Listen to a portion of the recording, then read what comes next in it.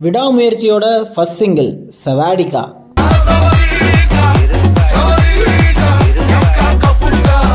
Anirudh music போட்டால் music மட்டும் இல்லை, அதோட வேர்ட்ஸும் புதுசாக தான் இருக்கும்ட்டு மீண்டும் ஒரு முறை நிரூபிச்சிருக்காரு.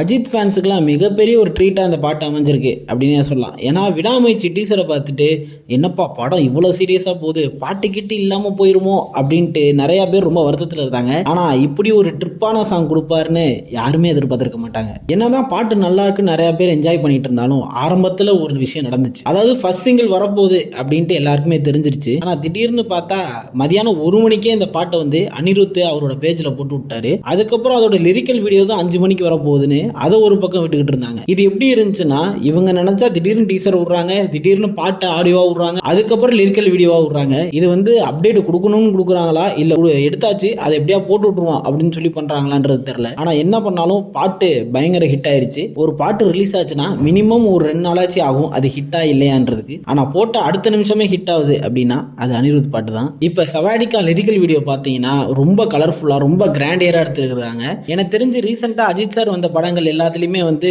பாட்டுன்னா பெருசா செட் இல்லாம சின்னதா பண்ணிட்டு இருந்தாங்க. பட் இந்த படத்துல மிகப்பெரிய ஒரு கிராண்டியரா எடுத்துருக்காங்க. அதோட ஃபுட்டேஜ் எல்லாம் பார்க்கும்போது ஆஹா பயங்கரமா இருக்கே அப்படின்னு தான் யோசிக்க தோணுது. ஆனா அதுலயே இன்னொரு டவுட் என்னன்னா, அஜித் சார் இந்த பாட்டுக்காண்டி உடம்ப குறைச்சாரா இல்ல குட் பேட் அகடியில குறைச்சதை வச்சுட்டு இங்க பேட்ச் ஒர்க் பண்ணிருக்காங்களா அப்படின்றதுதான் ஒரு டவுட். அதெல்லாம் ஒரு பக்கம் தள்ளி வச்சுட்டு பாட்டுல அஜித் சார் எப்படி இருக்காருன்னு பாத்தீங்கன்னா அவ்வளோ அழகா அவ்வளோ சாமியா இருக்காப்ல. அந்த கோட் சூட்ல ஏகேன்னு போட்டு ஒரு மாதிரி மாசா இருக்காப்ல. இன்னொரு பக்கம் த்ரிஷா, அவங்கள பத்தி சொல்லவே வேணாம், அவ்வளோ அழகா ஒரு மாதிரி கியூட்டா இருக்கிறாங்க. இந்த பாட்டுலயுமே நிறைய ஸ்கிரீன் பிரசன்ஸ் அவங்களுக்கு இருக்கு. அந்தோனி தாஸ் கல்யாண பாட்டு பாடணும் அப்படின்னாலே அவரை கூப்பிடுறாங்க போல. அதே மாதிரி ஃபோக்ல ஒரு பாட்டு பாடணும் அப்படின்னாலே அனிருத் அவரை கூப்பிட்டுருவாரு. ஏன்னா கல்யாண சுச்சுவேஷன்லேயே 2 பாட்டு இவரோட மியூசிக் டைரக்ஷன்லேயே அவர் பண்ணியிருக்கிறாரு. ஆரம்பத்தில் பாட்டு காலையில கேட்டவங்க எல்லாம் என்னப்பா வசனமே புரியல, சவாடிக்காவா சாவடிக்காவா அப்படின்னு சொல்லிட்டு நிறைய பேர் ட்ரோல் பண்ணிட்டு இருந்தாங்க.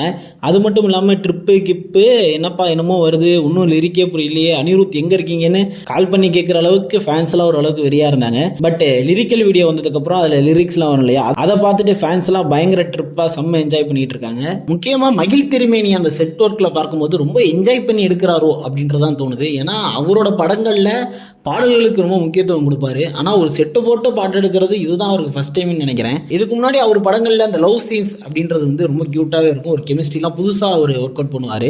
அதே மாதிரி இப்போ அஜித் சார் த்ரிஷா வச்சு என்ன மாதிரியான லவ் சீன்ஸ் எடுத்துருக்காரு, எப்படிலாம் அந்த லவ்வை கன்வே பண்ணியிருக்காரு அப்படின்னு பார்க்கறதுக்கே ஒரு ஃபேன்ஸ் வந்து ரொம்ப ஆர்வமாக இருக்கிறாங்க. இந்த சவாடிகா பாட்டோட வைபே என்னன்னு பார்த்தீங்கன்னா ஒரு கல்யாண செட்டப்பு, ஜாலியாக என்ஜாய் பண்ணி ஆடுற மாதிரி தான் இருக்கு. அப்போ அஜித் சார் எப்படிலாம் ஆடி இருப்பாரு அப்படின்னு சொல்லிட்டு காலையில் ஒரு கற்பனையில் இருந்தேன். பட் இந்த வீடியோவில் பார்க்கும்போது வழக்கம் போல் சிம்பிளாக தான் ஆடி இருக்கிறாரு. சரி ரைட், அதுக்கு முன்னாடி கூட தான் அவருக்கு இந்த மாதிரி ஆக்ஷன்லாம் நடந்துச்சு, அந்த ஷூட்டில் நடந்துச்சு, அதனால அவருக்கு சிம்பிளாக கொடுப்போம் அப்படின்னு சொல்லி நினைச்சாங்களான்றது தெரியல. அஜித் சார் டான்ஸ் ஆட போறாரு அப்படின்னாலே ஒருத்தருக்கு மட்டும் தான் கால் பண்ணுவாங்க. அதுதான் நம்ம கல்யாண் மாஸ்டர். அவரு தான் இந்த படத்துக்கும் கொரியோகிராஃப் பண்ணியிருக்கிறாரு. லிரிக் வந்து நம்ம அறிவு எழுதியிருக்கிறாரு.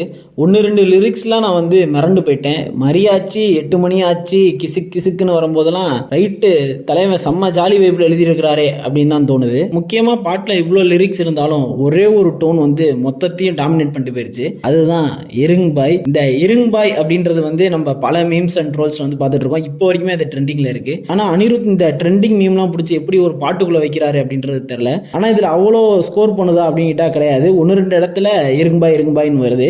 பட் மொத்த பாட்டுமே அது ரொம்ப ஹைலைட்டடா தெரியறதுனால ஃபேன்ஸ் எல்லாம் பயங்கர என்ஜாய் பண்ணிட்டு இருக்காங்க. ஆனா உண்மையிலுமே அஜித் சாருக்கு வந்து இது இருங்குபாய் மூமெண்ட் தான். ஏன்னா இதுக்கு முன்னாடி பண்ண படங்கள்லாம் ஓரளவுக்கு சுமாரா போயிருந்தாலும் இப்போ வரக்கூடிய 2 படங்களுக்கும் ரொம்ப எதிர்பார்ப்பு இருக்கு.